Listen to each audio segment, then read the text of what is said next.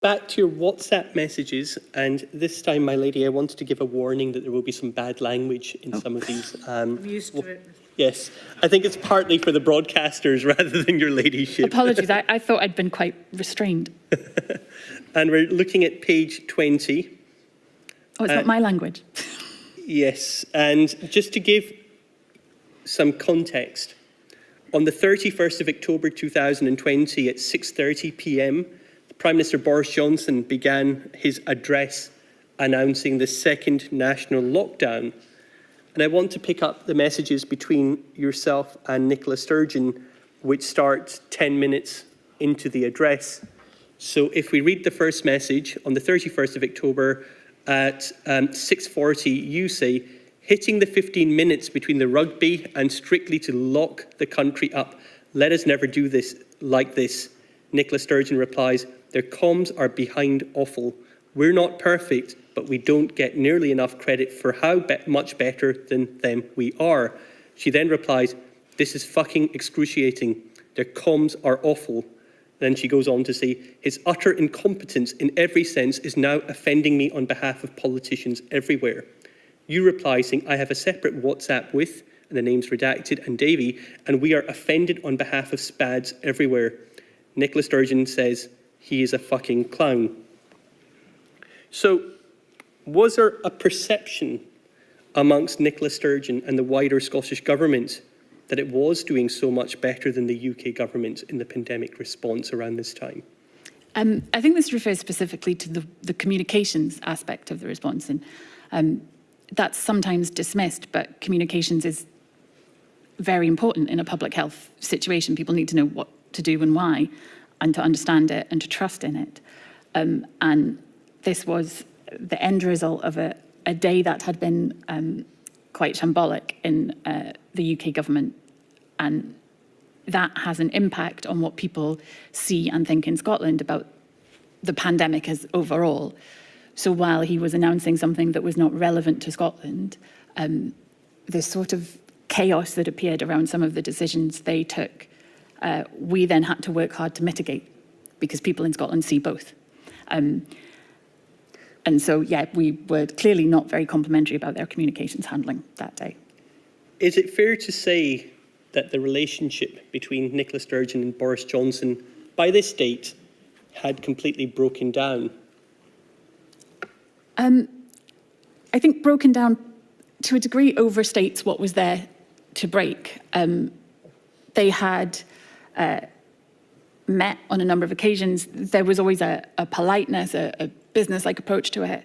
When Boris Johnson first became Prime Minister and came to meet Nicola Sturgeon in Scotland, they had a discussion that I think has been described publicly as well as it was more like a debate, two intelligent people engaged in discussion about policy issues.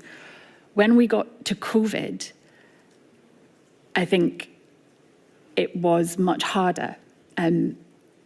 It was evident in his exchanges with the Scottish Government, with the First Minister, and I think with the other First Ministers, because we would all be on the same call, that he didn't want to be on those calls. He wasn't necessarily well briefed on those calls, and he wasn't listening to the points we were making on those calls. And so I think engagement with him came to be seen as slightly pointless during this period. And I think it's going as early as it was March 2020. I think in one of your notes you described Cobra as a shambles. Yes. Was that the view that you had from very early on, from March 2020, that the Prime Minister wasn't really wanting to engage with the Scottish Government? Yes. And how did that then affect, from the Scottish Government, its working relationship with the UK Government and the working relationship between the First Minister and the Prime Minister?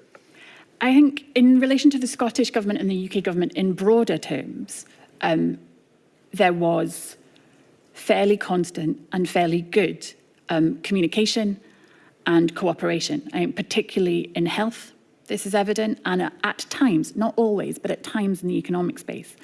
And I think officials at all levels sort of had discussions that were quite good. But the discussions between the First Minister and the Prime Minister and other First Ministers, I mean, it was never bilateral. there were always the First Minister of Wales and the First Minister and Deputy First Minister of Northern Ireland on these calls as well. They didn't get us anywhere. So we started with a very clear approach that we should all try to work together, and moving into lockdown was all done in a coordinated fashion. But when you got to what I think the First Minister wanted to be substantive discussions about what direction to go in, a thrashing out of different proposals and different ideas, that wasn't what we got. We got a Prime Minister who, it certainly felt at the end of the video screen or at the end of the line, was reading a script and would summarise the contributions of the three First Ministers and the Deputy First Minister from Northern Ireland in ways which largely ignored the points that they had made.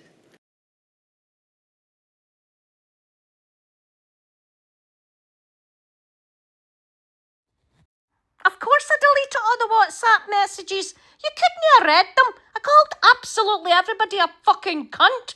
Between Dominic Cummings and his trip to fucking Barnard Castle, you should have seen what I called that bastard Boris Johnson. And then I'll tell you what I called Rees-Mogg. It involves the words long, pishy and cunt in it. So they all had to be deleted. Couldn't they fucking stop swearing and arguing with everybody on it? And people are like, oh, where's your WhatsApp messages? Fucking bury it in the garden. Away and get another tent and have a dig for them.